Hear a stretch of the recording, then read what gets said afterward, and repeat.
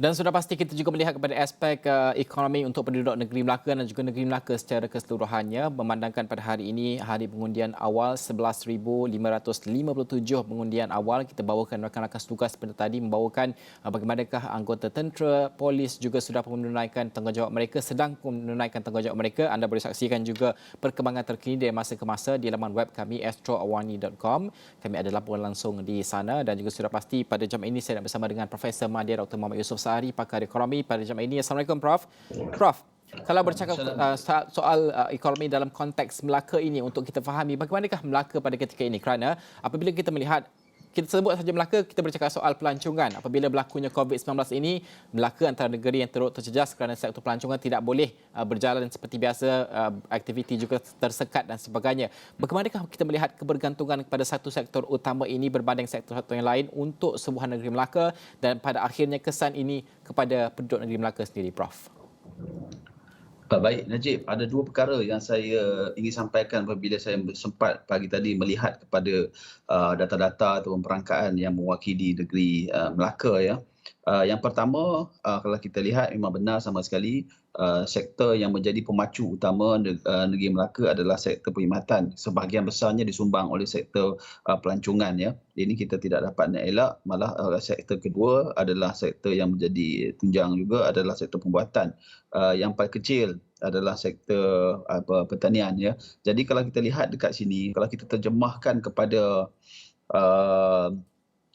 sosioekonomi, ya, kalau kita lihat dekat sini, antara yang menjadi faktor utama yang perlu dilihat di Melaka ni, Najib, adalah kadar pengangguran Melaka sejak 2015 sehingga sebelum krisis 2019 tu melebihi kadar nasional. Ya. Contohnya kalau 2019 kadar nasional 3.3% saja kadar pengangguran, tetapi di Melaka kadarnya 4.6%. Jadi ada dua perkara yang saya nak sampaikan kat sini dari segi sektoralnya ataupun dari segi ekonominya. Yang pertama adalah keperluan Melaka untuk mempelbagaikan aktiviti ekonominya.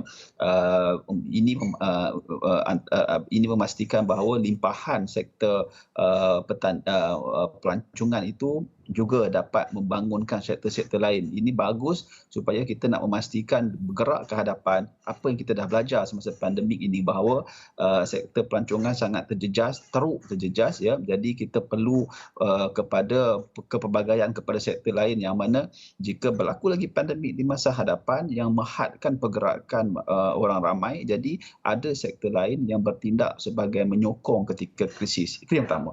Yang keduanya, Najib, penting untuk melihat bagaimana pengangguran di Melaka ini perlu dilihat secara lebih spesifik. Ya.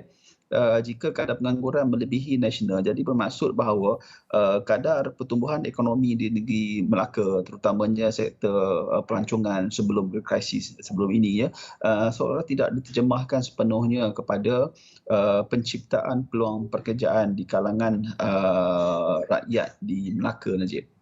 Itu keadaan realiti semasa, pengangguran dan sebagainya. Bagaimana untuk kita melihat bahawa pemulihan ekonomi ini bersifat skalanya ada di peringkat nasional, namun kalau di Melaka itu tumpuan lebih khusus kerana sektor pelancongan itulah menjadi keutamaan pemulihan dan sebagainya untuk rakyat Melaka sendiri, kerana kami ada menemubual penduduk Melaka yang mengatakan bahawa Melaka ini tidak perlu hanya bergantung kepada hanya pelancongan, ada peladangan, ada juga untuk kita pernah sebelum ini untuk green, projek-projek hijau dan sebagainya.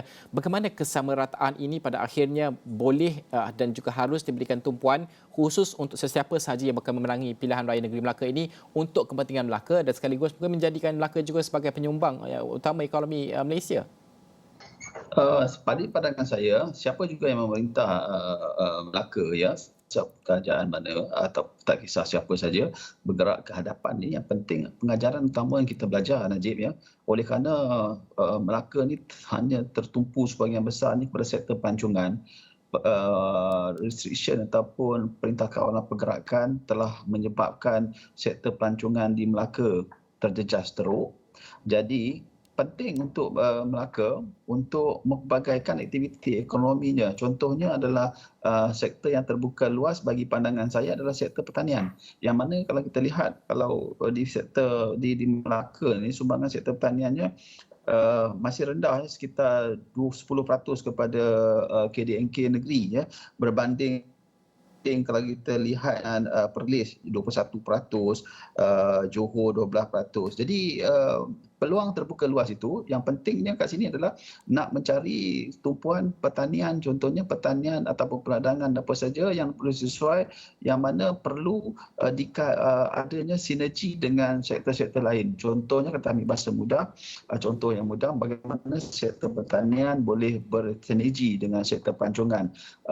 Kita nak memastikan bahawa begini, apa produk yang dikeluarkan oleh petani, apa hasil tanaman yang dikeluarkan oleh petani dapat dibekalkan kepada sektor pelancongan di negeri Melaka, dan tidaklah sektor pelancongan di Melaka, hotel daripada negeri-negeri lain. Ini adalah satu bidang yang keutamaan yang boleh dipertimbangkan. Dalam masa sama, Najib, uniknya Melaka ini adalah kerana negerinya berada di antara tengah-tengah, di antara Lembah Kelang dan juga di selatan semenanjung Malaysia, iaitu Johor. Jadi pada pandangan saya, pembangunan aspek bukan saja pelancongan, contohnya aspek bagaimana saya cakap, pemborongan, peruncitan adalah sangat strategik untuk dibangunkan di Melaka, kerana seperti saya beritahu tadi, Melaka dari segi kedudukan geografinya dia berada di tengah-tengah antara Lembah Kelang dan juga Johor. Ini antara bidang keutamaan ataupun bidang potensi yang boleh dipertimbangkan di masa hadapan. Okey, Prof, terima kasih kerana meluangkan masa bersama kami. Kita melihat pada aspek ekonomi ini cukup penting kerana ini juga mempengaruhi sentimen pengundi di Melaka itu. Hari ini hari pengundian awal.